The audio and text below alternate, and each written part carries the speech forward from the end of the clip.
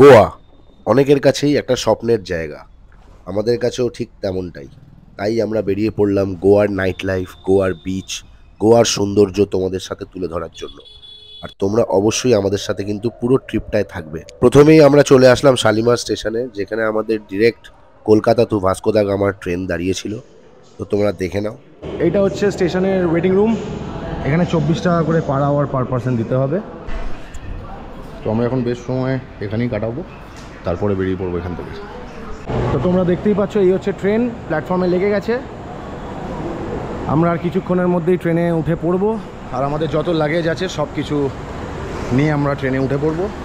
ট্রিপটা দারুণ হবে, সাথে থাকো, ফাটিয়ে এনজয় করবে। এখন বাজে 10:30। তো আমরা আর 15 মিনিট পরে ট্রেনে উঠে যাব। অনেকেরই স্বপ্ন থাকে যে বন্ধুদের সাথে গোয়া ঘুরতে যাবে, স্বপ্ন পূরণ হচ্ছে আজকে, ফাটিয়ে আনন্দ হচ্ছে। বন্ধুদের সাথে গোয়া ট্রিপ করে ফেলেছো তারা কমেন্ট বক্সে জানাও, আর যারা আমার মতো এতদিন করার ইচ্ছা ছিল, করছো বা করবে, তারাও কমেন্ট বক্সে অবশ্যই জানাও। 2128 কিলোমিটার জার্নি করে আমরা পৌঁছাবো ভাস্কো দা গামা, যেটা 4 তারিখে। তো মোটামুটি টাইম দেখাচ্ছে 40 ঘন্টা। তো অল টোটাল 42-43 ঘন্টাই ধরে রেখেছি।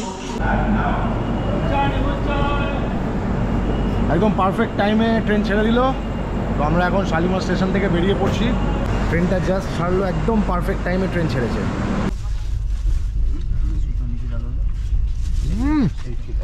দারুণ দারুণ। আজকের ডিনার ফ্রাইড রাইস আর চিলি চিকেন, অ্যামেজিং। তো আমাদের এখন ডিনার কমপ্লিট। ডিনার তো তোমাদেরকে দেখিয়ে দিলাম। এখন বাজে রাত 1:45, আর 10 মিনিটের মধ্যে আমরা খড়গপুরে ঢুকে যাব। তো আপাতত তো দেখালাম, এখন রাত অন্ধকার হয়ে গেছে, চারিপাশটা অন্ধকার, কিছুই দেখাতে পারবো না। তো তোমাদেরকে তো মোটামুটি আজকে উঠে কী করলাম সেটা তো তোমাদের সাথে শেয়ার করলাম। কালকের সকাল থেকে আবার তোমাদের সাথে দেখা হবে। চলো, ততক্ষণ স্টে টিউন। Good morning. এখন বাজে সকাল 7:30,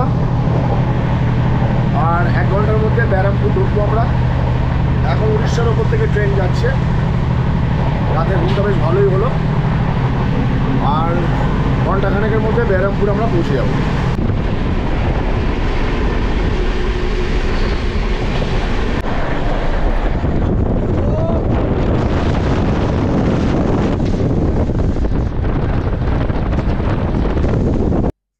উড়িষ্যায় ট্রেনটা যখন চিল্কা লেকের ওপর দিয়ে যাচ্ছিল, তখন ভিউটা জাস্ট অসাধারণ লাগছিল। আর এরকমই কিছু অপূর্ব ভিউ দেখার জন্যই তো যাওয়ার পথে ট্রেনের টিকিটটাই কাটা, কারণ এরকম তোমরা দারুণ দারুণ সৌন্দর্য দেখতে পাবে গোয়া যাওয়ার পথে। এটা অন্ধ্রপ্রদেশে। এখন বাজে সকাল 12টা বাজতে 20 মিনিট। তো ট্রেন এখন দাঁড়িয়ে আছে, আর আমরা এখানে বিজয়নগরম স্টেশনে দাঁড়িয়ে আছি। আর কিছুক্ষণের মধ্যেই ট্রেনটা ছেড়ে দেবে। ট্রেনের জার্নিতে মুখ থামালে চলবে না, আমরা একটার পর একটা খেয়ে যাচ্ছি। তো রাইট নাও আমরা আছি এখন বিশাখাপট্টনমে। তোমরা দেখতেই পাচ্ছ, এটা হচ্ছে বিশাখাপট্টনম। ট্রেনে ওঠার পরে এতটা জার্নি করে এসে এখন বিশাখাপট্টনমে ট্রেনটা অলমোস্ট 25 মিনিট দাঁড়াবে। এখানে ইঞ্জিন চেঞ্জ হবে। নাম জাংশনে দাঁড়িয়ে আছি, আর এই দাদা ইডলি দিচ্ছে। 4টে ইডলি এখানে 50 টাকা। তার সাথে চাটনি সাম্বার। সাউথে এসে ইডলি চাটনি সাম্বার। ও, বিশাখাপট্টনমে দাঁড়িয়ে ইডলি, আবার কি অসাম। টেস্টটা নো ডাউট ভালো। আর এটার সাথে যে চাটনিটা আছে, দারুণ টেস্ট। ইডলির টেস্টটা কিন্তু বেশ ভালো ছিল, মানে যেমনটা ভেবেছিলাম তেমনটাই টেস্ট। আমরা সেদিনকে দুপুরে লাঞ্চটা করেছিলাম বিশাখাপট্টনম স্টেশনের বাইরে নিমন্ত্রণ বলে একটা হোটেল আছে, যেটা আমাদের আইআরসিটিসির দাদারা সাজেস্ট করলো। তো তাদের কথা শুনে আমরা ভেজ থালি অর্ডার করেছিলাম, দুজনের জন্য 1 প্লেট। দারুণ সুস্বাদু খাবার আর দারুণ কোয়ান্টিটি। তোমরা যদি ভালো কোয়ালিটির খাবার খেতে চাও কিন্তু অবশ্যই অর্ডার করতে। তো বন্ধুরা, এখন বাজে দুপুর 2:15। লাঞ্চ আমাদের কমপ্লিট। অসম্ভব ভালো লাঞ্চ করলাম আজকে। এখন রাইট নাও জানি না কোন জায়গাটায় আছি, অন্ধ্রপ্রদেশের কোনো একটা জায়গার ওপর দিয়ে আমরা এখন যাচ্ছি।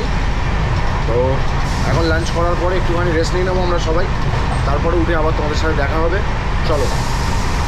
মোটামুটি 5টার সময় সবারই ঘুম ভেঙে যায়, আর আমরা উঠে খুব খিদে পায়, যা হয় আর কি ট্রেনের জার্নিতে। তো আমরা একটু ওয়াই ম্যাগি সবাই মিলে বানিয়ে নিই, এখন বাজে 6:50। এখন আমরা দাঁড়িয়ে আছি বিজয়ওয়াড়া স্টেশনে। 5 মিনিট আগেই পৌঁছে গেছি, যেহেতু অ্যাডভান্সে পৌঁছে গেছি তাই এখন দাঁড়িয়ে আছি বিজয়ওয়াড়া স্টেশনে। এখন ট্রেনের স্পিডটা তোমরা দেখে নাও।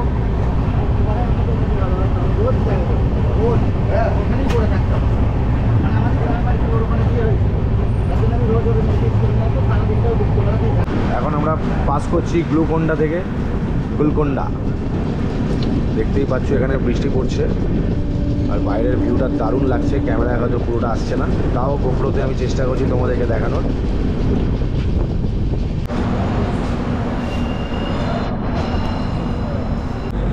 এখন বাজে 1:45, রাত 1:45টার সময় আমরা ট্রেনের বাইরে দাঁড়িয়ে আছি। একটার সময় আমরা একদম নিঝুম রাতে দাঁড়িয়ে রয়েছি ফাটিয়ে মস্তি, অজানা জায়গা, জাস্ট ফাটিয়ে অন্ধ্রপ্রদেশের একটা অজানা জায়গা।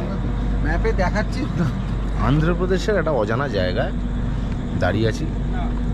1টা বাজে রাত্রির।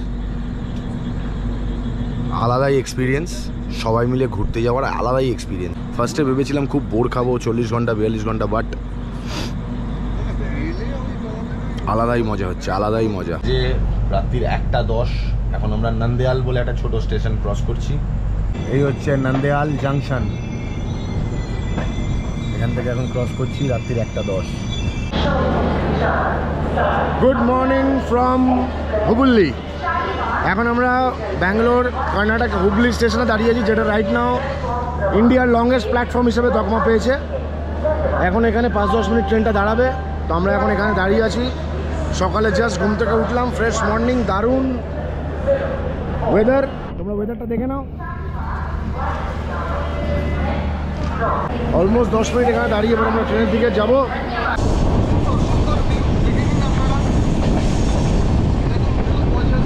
আর 15 মিনিট পরে এখান থেকে ক্যাসেল রকে আমরা পৌঁছবো।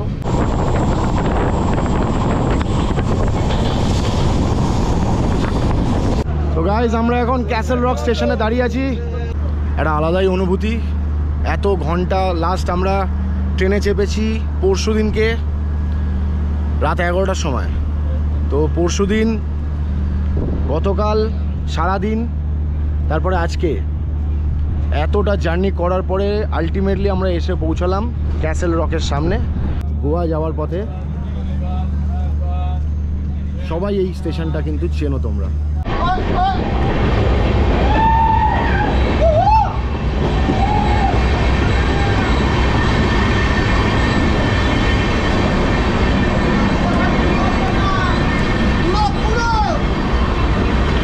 কিচ্ছু দেখা যাচ্ছে না। যেমনটা তোমাদেরকে বলেছিলাম যে গোয়া যাওয়ার পথে কিন্তু দারুণ দারুণ সুন্দর ভিউ তোমাদেরকে দেখাতে পারবো। আর ফ্লাইটে করে গেলে তো জাস্ট 2-3 ঘন্টার মধ্যেই পৌঁছে যাব, কিন্তু একটা ট্রিপ অন্তত ট্রেনে সারা জীবন মনে রাখার মতো জার্নি। তোমরা দেখতেই পাচ্ছ, এরকম টোটাল 11খানা টানেল আছে। টোটাল 11টা টানেল ঠিক এরমভাবেই রোমাঞ্চকরভাবেই আমরা ক্রস করব।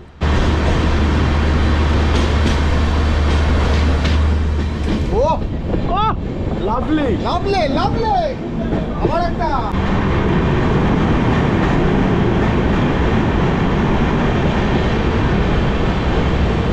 তোমাদেরকে আর একটা ইনফরমেশান দিয়ে দিচ্ছি, এরকম টানেলে কিন্তু ম্যাক্সিমাম লোকই ফোন বা ক্যামেরা কিন্তু অন করে রেকর্ড করে। তোমরাও যখন রেকর্ড করবে একটু সাবধানে ধরে থাকবে, কারণ এই টানেলের ভেতরে কিন্তু অনেক ভুলভাল ছেলেরা দাঁড়িয়ে থাকে, হাতে মেরে কিন্তু ফোন নিয়ে নেবে বলে। এরকম করে করে 10টা টানেল পার হবে, 10টা। আর অলমোস্ট 20 মিনিট পরে দুধসাগর ফলের সামনে দিয়ে আমরা যাব। এক আলাদাই অনুভূতি।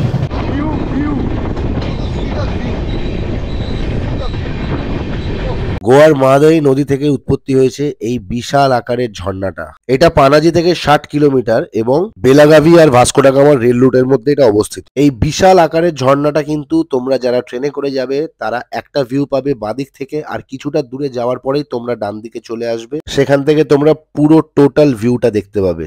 একটা দারুণ দৃশ্য তোমরা চোখের সামনে উপভোগ করবে। বাজে দুপুর 3:05 আর আমরা বিফোর টাইম রান করছি, তাই ভাস্কো স্টেশন থেকে একটু আগে দাঁড় করিয়ে রেখেছে। এখানে টোটাল 3টে প্ল্যাটফর্ম। রাইট নাও আমরা ভাস্কো দা গামায় দাঁড়িয়ে আছি। তো ফাইনালি আমরা অলমোস্ট 42 আওয়ার্স জার্নি করে চলে আসলাম গোয়া, ভাস্কো দা গামা। এবার আমাদের এনজয়মেন্ট শুরু। তো আমরা এখন ভাস্কো স্টেশনের ঠিক বাইরেই দাঁড়িয়ে আছি। এখান থেকে এখন প্রিপেড ট্যাক্সিতে উঠবো।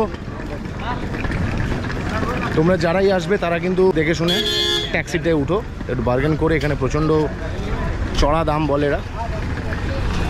বুক করবে তারা কিন্তু অবশ্যই এসি না নন এসিতে যেতে চাইছো প্রেফারেন্সটা কিন্তু আগে জানিয়ে দিও, কারণ আগে বলবে নন এসির, আগে একটা ভাড়া বলবে, তারপরে বলবে নন এসির ভাড়া। তো যখনই তোমরা গাড়ি এখান থেকে রেন্ট করবে অবশ্যই কিন্তু আগে মেনশন করে নেবে যে এসি না নন এসি, কারণ এই জিনিসটা কিন্তু এখানে একটা স্ক্যাম আছে। তো আলটিমেটলি আমরা উইঙ্গারে টোটাল টিম এখন যাচ্ছি টিটোস লেন। এখন আমরা গোয়ার অটল সেতুর ওপর দিয়ে যাচ্ছি। এটা খুব বিখ্যাত একটা ব্রিজ। গোয়া তোমরা আসলেই অবশ্যই কিন্তু তোমরা এই ব্রিজের ওপর থেকে যাবে সবাই। তো তোমরা তখন এটার উপভোগ করতে পারবে।